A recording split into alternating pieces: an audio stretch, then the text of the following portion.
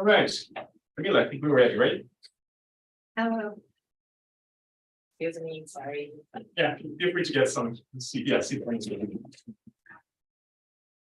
All right, good evening, everyone. Welcome to the last session of the semester, at least the last session for those of you who are enrolled in this class. And we couldn't end the academic year on a higher note. It's a great pleasure for us to have a distinguished guest, senior official government, speaking on a theme that's so dear to all of us, but in particular to the students who are studying international affairs, public policy, and are interested in Latin American studies. Most of us are students here at Ambassador. Maybe they are graduate students and that have an interest in Brazil. Some of them have been exposed to Brazil or are from Brazil. Some of them are having the first contact with the country. But what connects all of us is an interest in the country itself.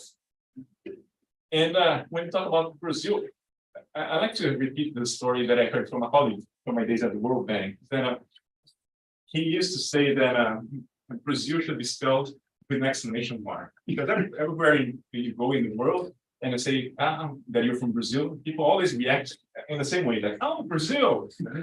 And I think that says a lot about our perceived image in the world, in a way that we Brazilians on a personal level, we tend to be seen as gregarious, as people that reflect diversity in terms of culture, in terms of thought, in terms of different upbringings. Right?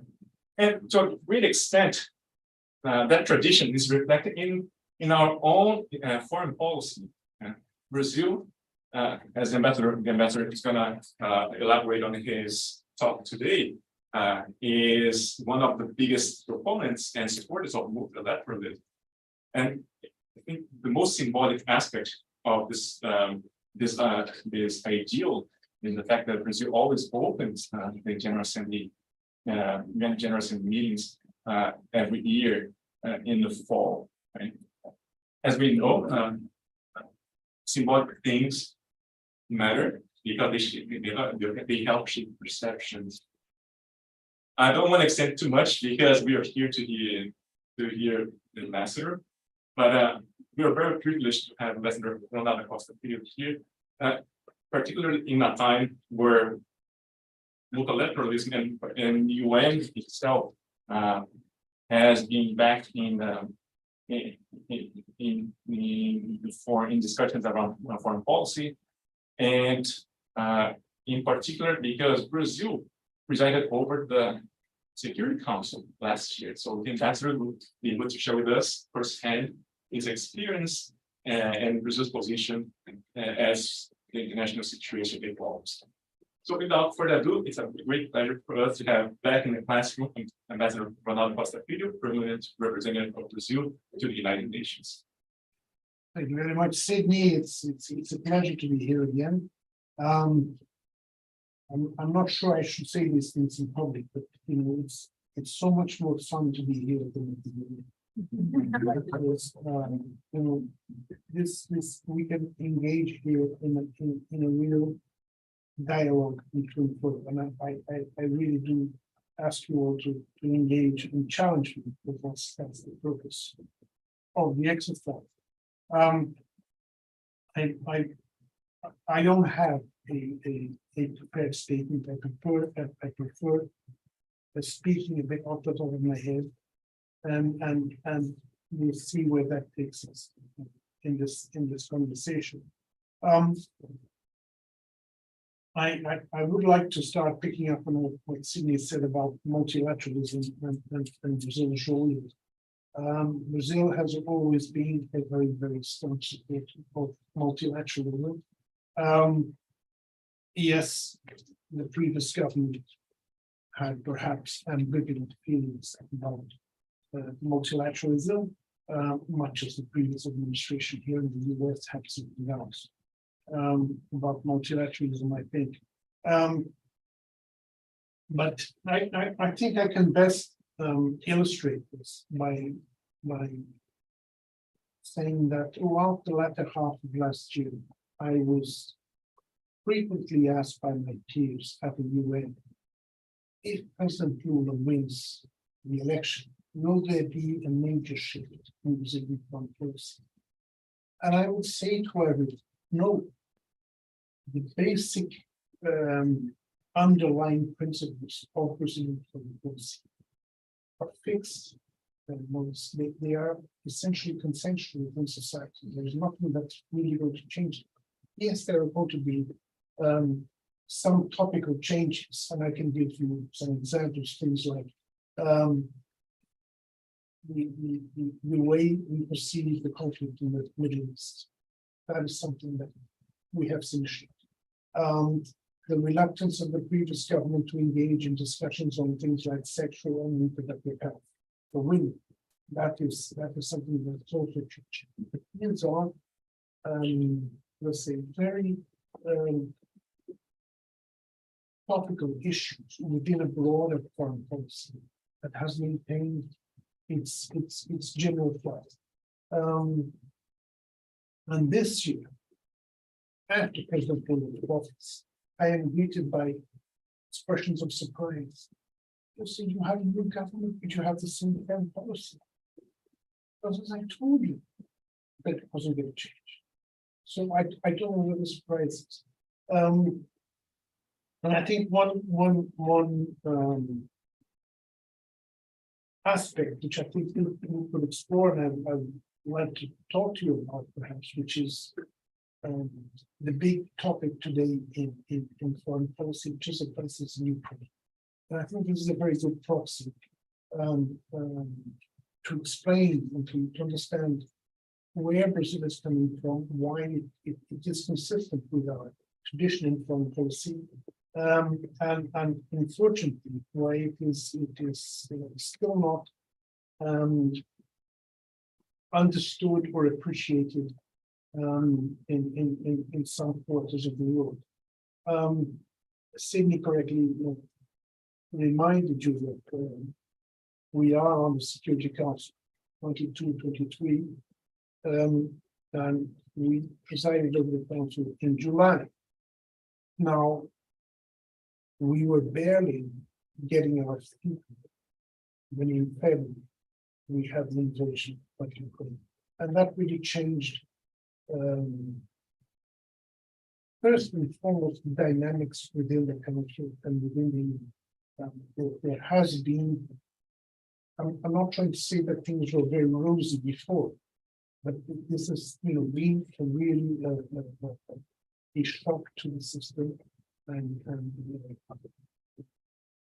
a reason for even greater difficulties within the council, and not only within the council, but it's reflecting in other bodies of the UN.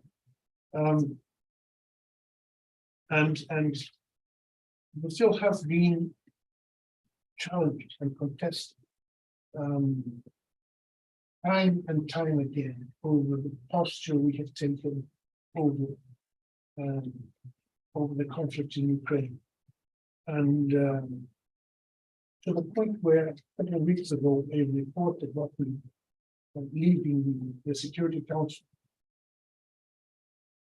on the day of the famous vote on the Nord Stream resolution, which I can go into it originally, in which Brazil voted in favor of a draft resolution proposed by Russia, asking for a UN investigation into the incident. Brazil voted in favor along with Russia and China and the other 12 members of the state. And the reporter came up to me and said, I don't understand why Brazil voted this way. Why are you aligning with Russia? It seems that Brazil is increasingly aligned with Russia. And I said, that's a very poor appraisal of the situation on your part. Because if you look into the record, Brazil has consistently and firmly voted in favor of each and every resolution, condemning the invasion, condemning the aggression, condemning the human rights situation, condemning the annexation of territory in Russia, because these are principles of our foreign policy against solving disputes. But by military action in favor of the preservation of the territorial integrity of each and every state. So these violate the basic precepts of our federalism. So we have consistently conducted. And the reporter turned back to me and says, but I think Brazil has been perhaps a bit too independent. I don't know what too independent means. And since we're being a bit too independent, and Brazil is giving an image of unpredictability. I don't understand why independence means unpredictability. We are independent yes, because we are just defending the way we see the conflict, not the way somebody else. And that's not unpredictable. We have been consistent. We have been favor condemnation. We have voted against or abstained in those resolutions, which we feel are not helpful to solve the crisis. And the case in point is a resolution which was successful, which suspended Russia from the Human Rights Council. I can understand the argument for proposing the suspension of Russia. Yes, there's a conflict in which human rights are being violated, and I can understand that some think that Russia perhaps does not deserve to be accountable from the Human Rights Council. I can understand that point of view. Brazil is of the view that I cannot solve the problem if I do not talk to the other side. This is essential in diplomacy. And I have always told students in Brazilian diplomatic character that the exercise of the diplomatic function requires you to be able to sit in front of somebody else. I don't have to like them. I don't have to agree with them, but I have to listen and try and understand why they are saying what they are saying. They have a reason. They have a logical explanation for their position.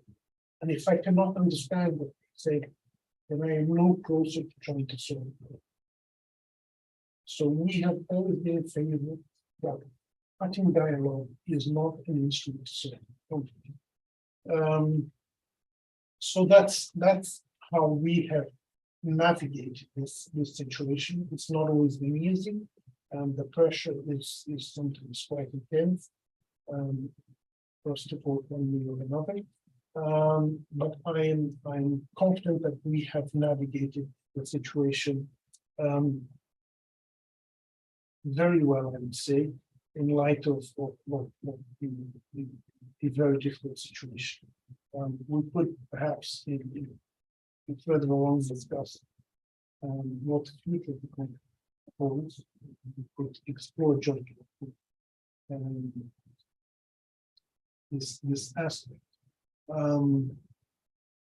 Now, I would like to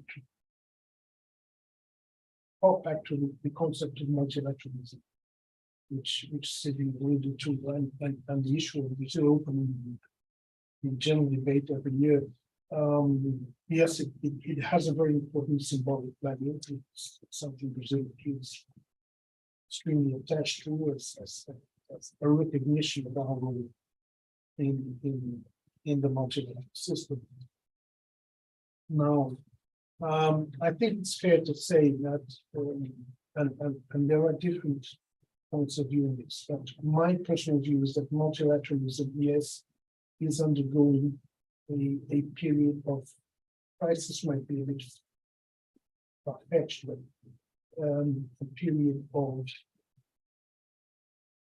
soul searching as to the way forward. Some people do not agree. The system is doing fine, and I had this debate with a number of colleagues yesterday, and one of the points I tried to make is we have to go back a bit in history and understand why multilateralism is there. It's not something common in history. It's a post-Second World War construct. And it was developed on the ashes of what had come out of the Versailles Conference in 1919, which did not produce a stable international system. And the sense among the Allied powers at that point was an international system governed by the concept of multilateralism tends to produce stability for a number of reasons. First and foremost, it is compatible with the narrative of democracies fighting authoritarian states, which was the narrative of the Second World War. So if I fought for democracy, I had to apply democracy on the international scene. The second reason is it is helpful for the system if I give every one of the actors a place at the table. A place that even small countries can come and air their grievances, their problems, their interests, their concerns, and have the entire international community listen and take it into account. But perhaps the most important reason for multilateral is that it makes the administration of the system itself much less burdensome for the major power. In the sense that if I am the major power, I do not have to negotiate individually with each one of the other actors. Something that is into my interest. I can put it on the table for everyone and try and push through my view of what I would like the international system to do. So it is an easier and less costly process for the hegemonic the main powers to address the system. Now, what is happening today is that system is being challenged by another actor who is up in the top, and causing a certain reaction. The challenge is not appreciated.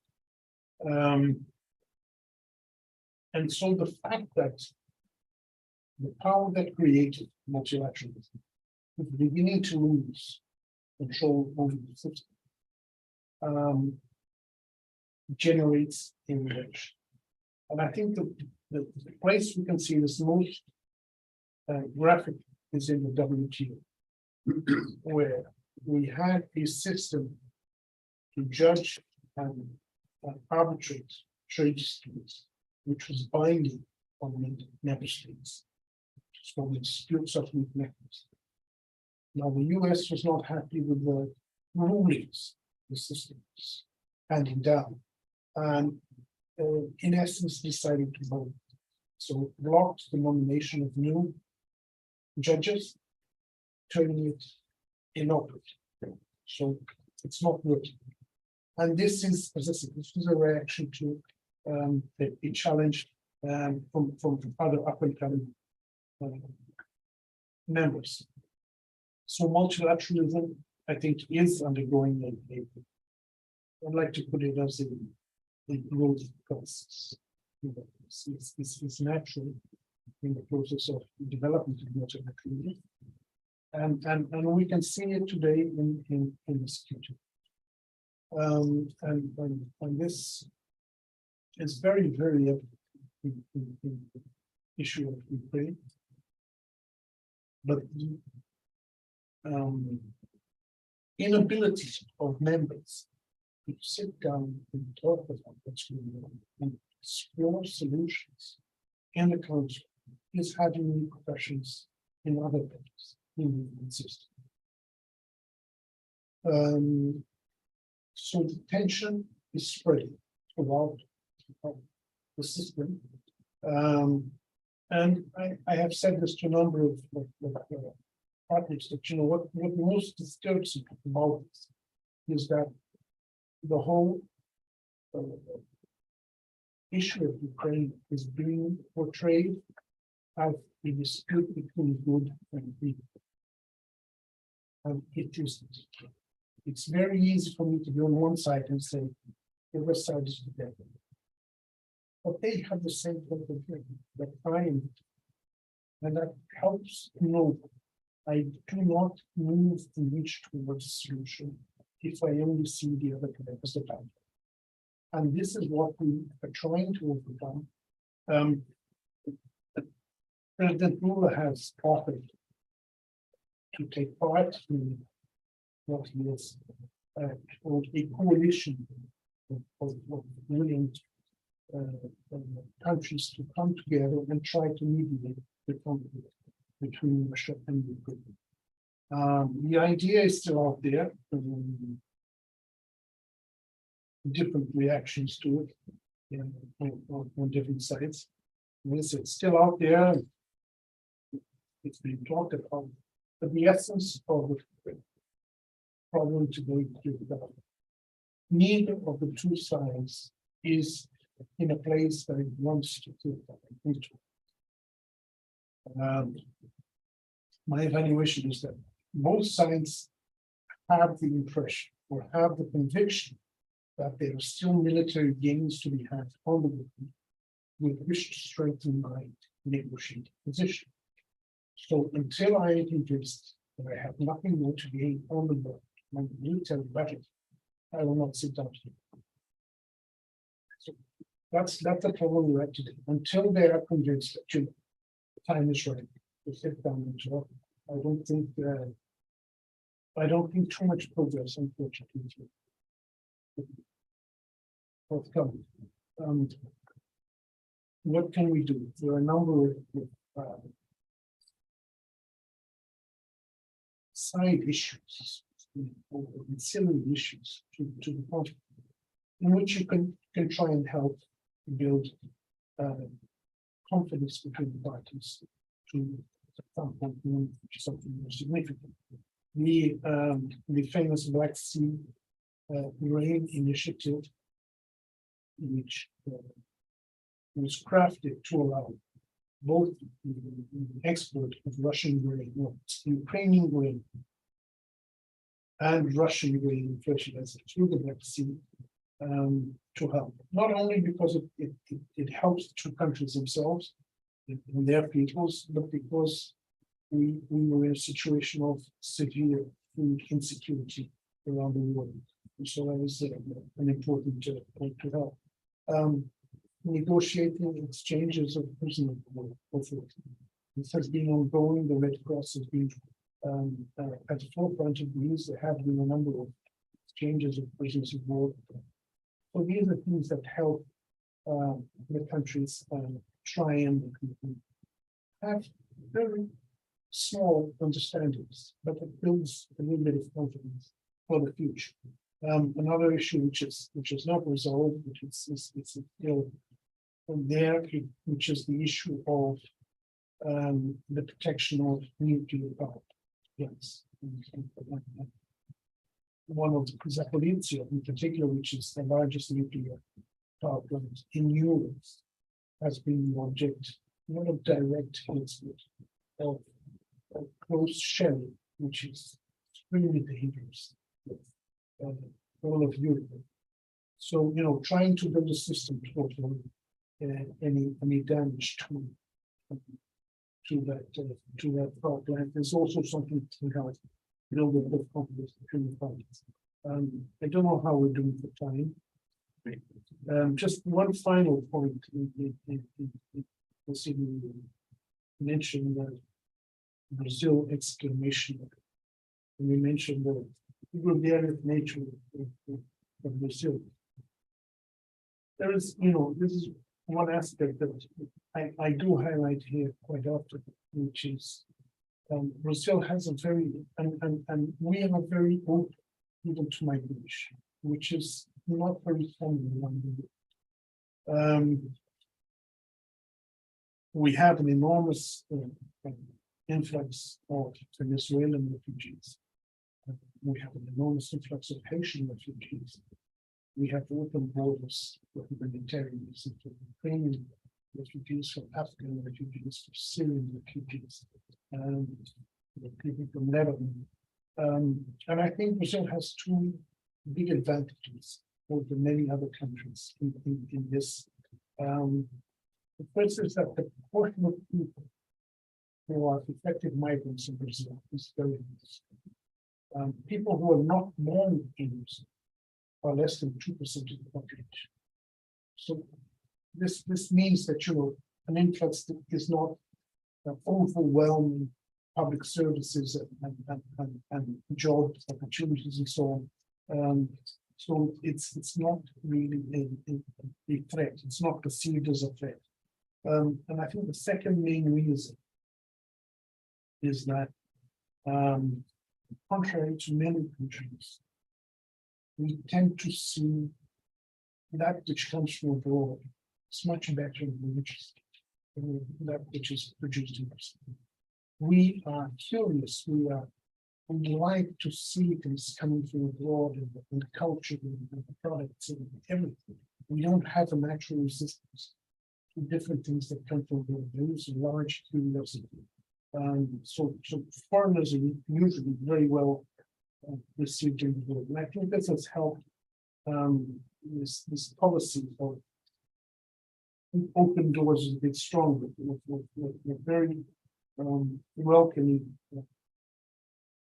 attitude to refugees. We have what is called Operação Acolhida, or welcome operation in the border with Venezuela, which essentially documents and gives Venezuelan refugees all the papers they need vaccinations, they are giving vaccinations, and they are then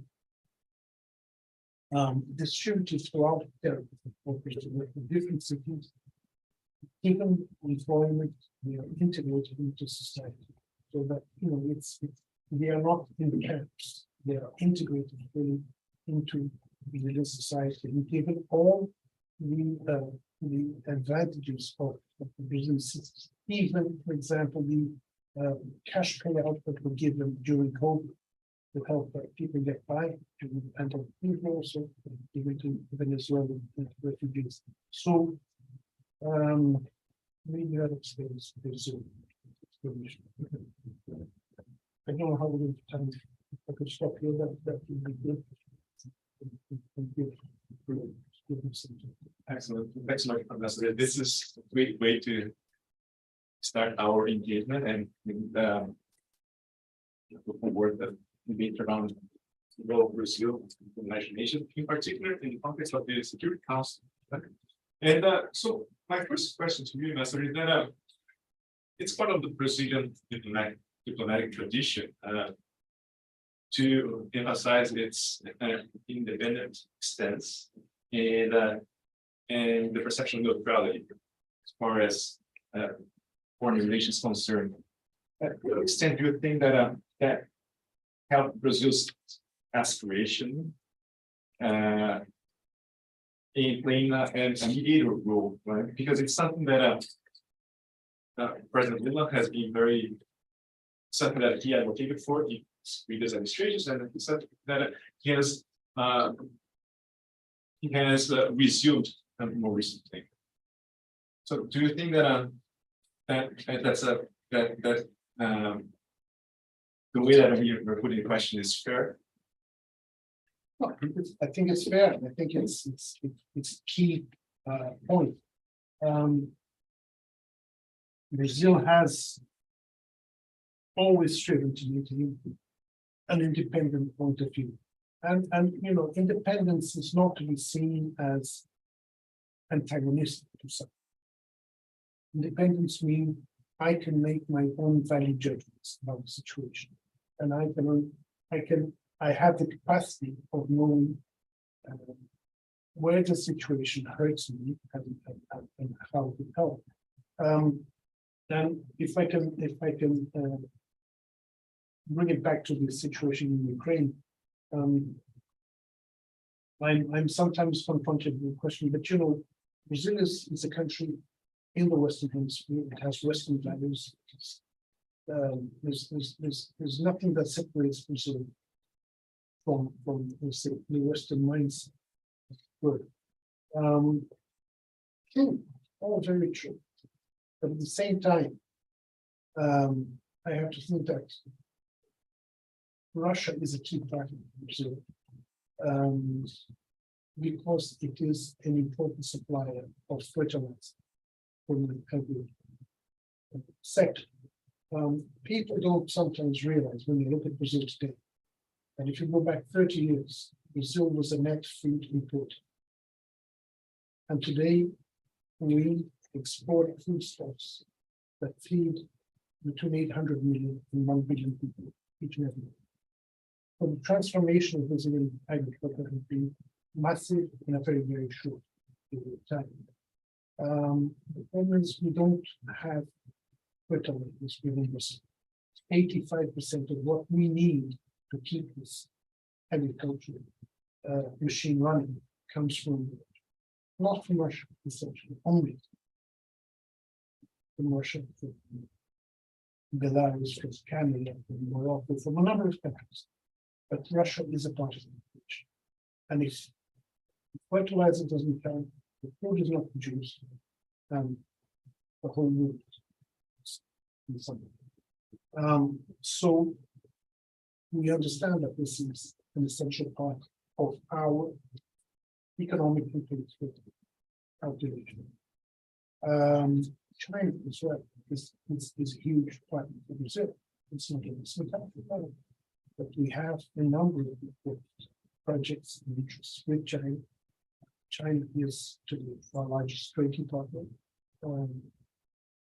It absorbs basically three products from this: iron ore, oil, and soil. On a massive scale. On a massive scale. I don't think there is any other party in the world who could absorb the amount of these products. So it is, once again, it is a key element in our overall stability, economic stability. So we have to balance all of these interests against each other.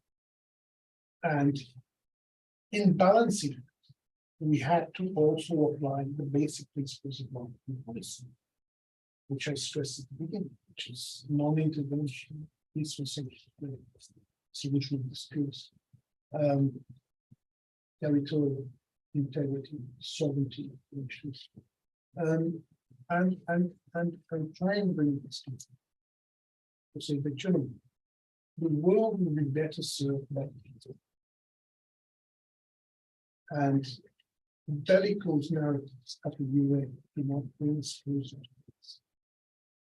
This is why President Lula has offered himself to other countries, look to other countries to try and mediate the dispute. Now, is independence essential for the mediating role? I think it's a key. It's a key point.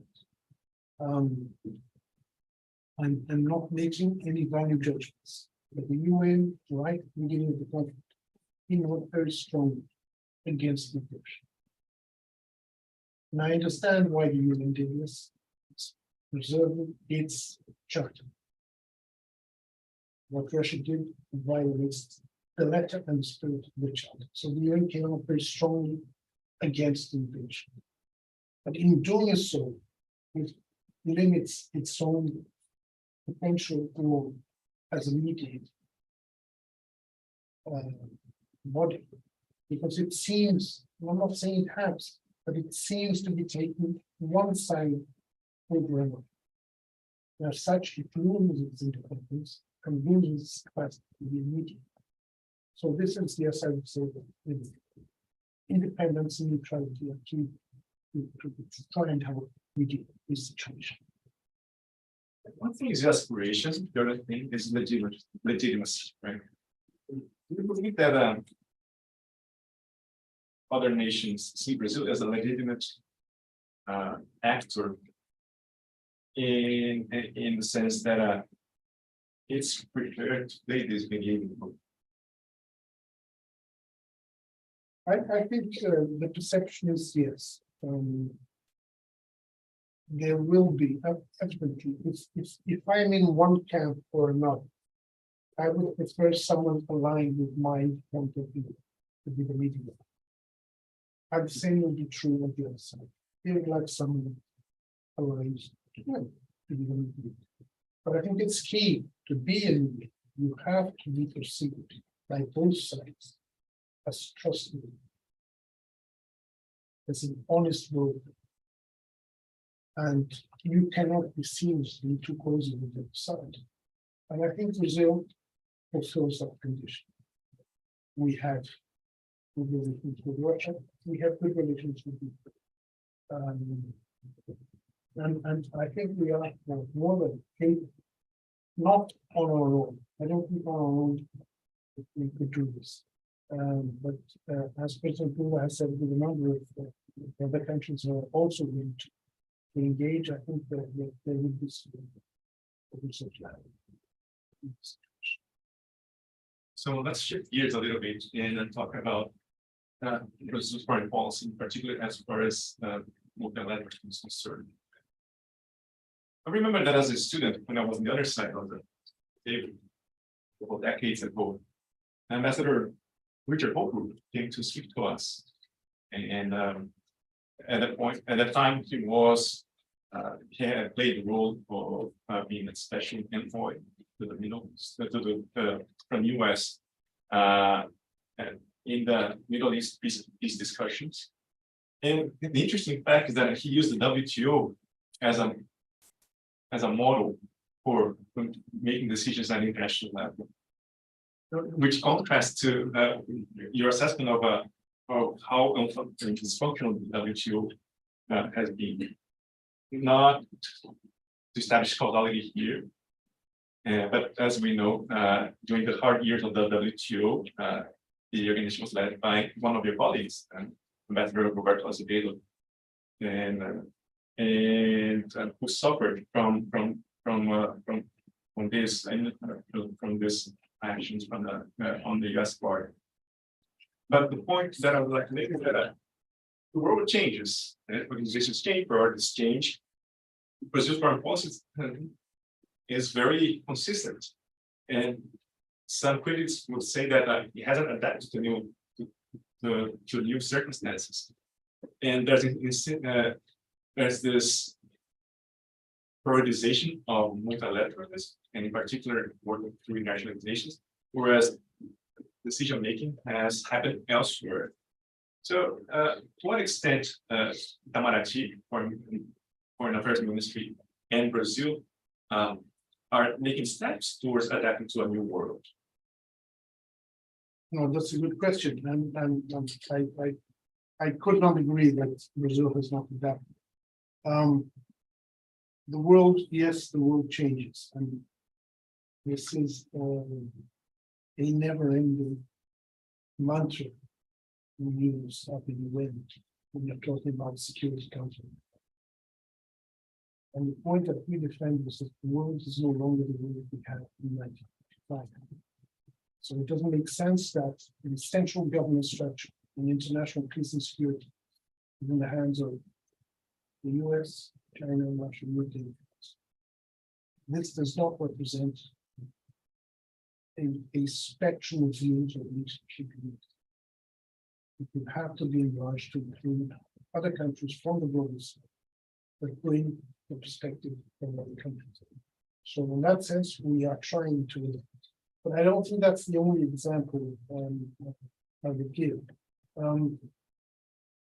I think if we look at G20, G20 is one instrument in which countries came together to fill a gap in global governance, in economic sphere, that the crisis of 2008, 2009 brought to bear very, very clear. The G7 alone was unable to marshal the resources and the policy to get a solution to the crisis. And G20 came into its own at that point. And I think the BRICS is also another important adaptation.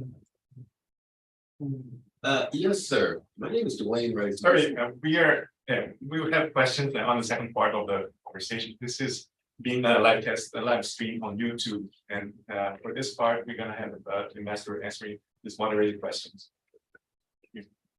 So BRICS, I think, is another instrument of adaptation to new realities. I know BRICS is sometimes seen with some suspicion. The BRICS is not something that is crafted to challenge existing structures. It is an additional forum in which countries that have, depending on the issue, more or less similar points of view, can work together. And we are doing important things established. The International Development Bank, which is World Bank, does under the auspices of BRICS, it's called the New Development Bank, which also helps cooperation projects around the world. So let's see, Brazil is adapting. Situation has changed and we are adapting. So only just two examples.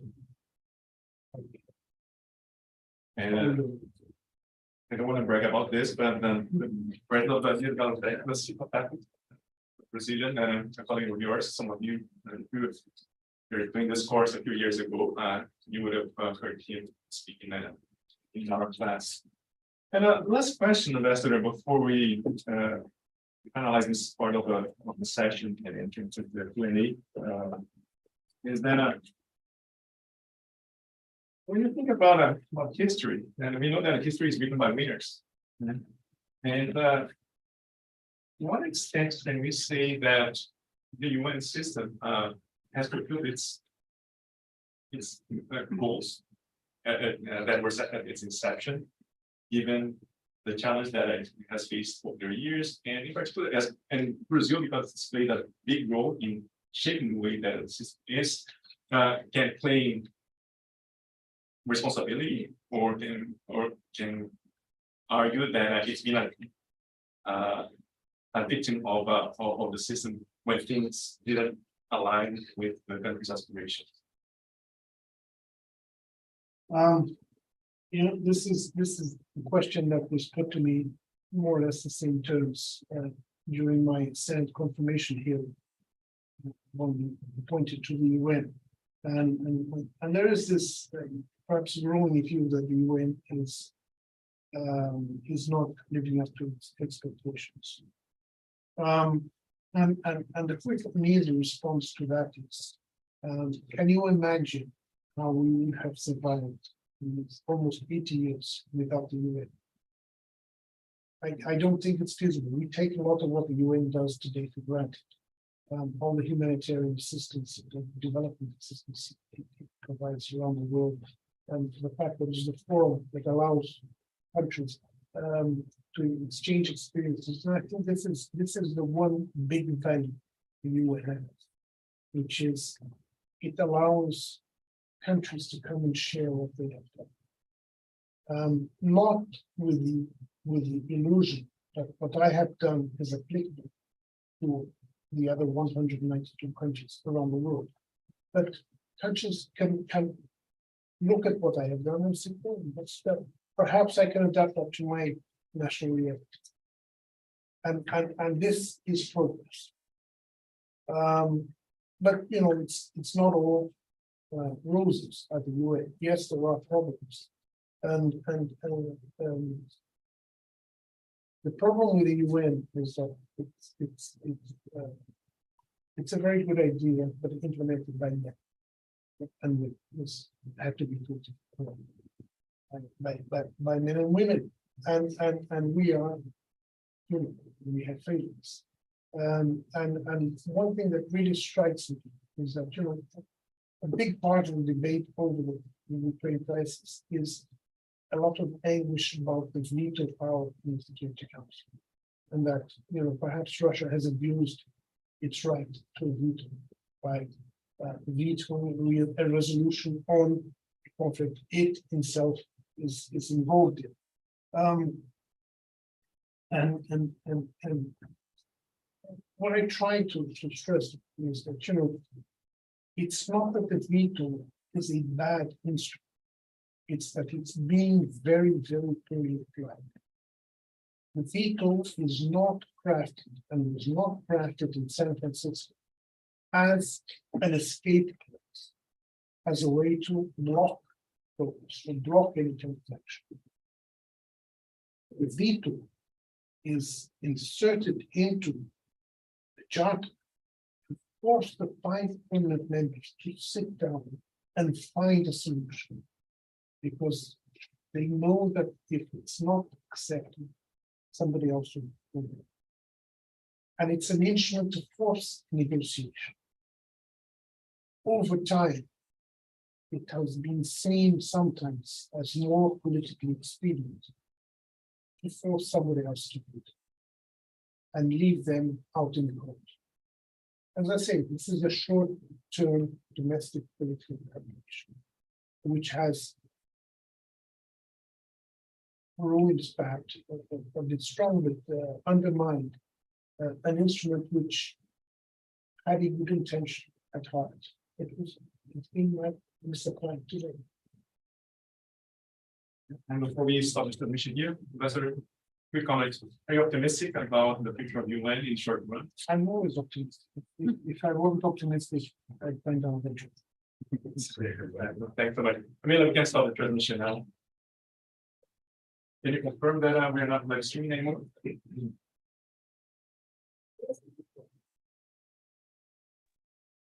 Yeah, just talk about the live streaming.